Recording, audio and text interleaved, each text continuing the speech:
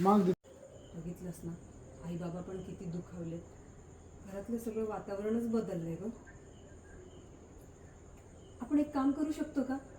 आपण काय करू, मिळूनच ना त्यांच्या हळद उतरवणीच्या विधीचं ना छोटंसं कमी खर्चाचं एक बजेट करू. म्हणजे सिद्धू आणि भावनाला इकडे बोलवू.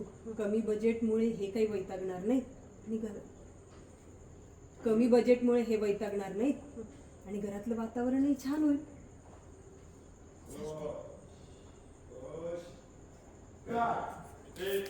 हो ना वहिनी, तुम्हाला सांगते, एवढी वैतागली होती ना सिद्धू दादा.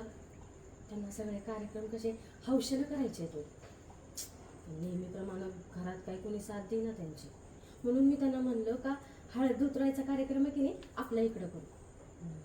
पण वहिनी, आता हे संतोष दादांनी काय वेगळंच खूळ काढलं की बचत बिचत करायचं. मग कसं करायचं हो? बघ ना बघ, यांना पण हीच वेळ मिळाली. भावनाचं नुकतंच लग्न.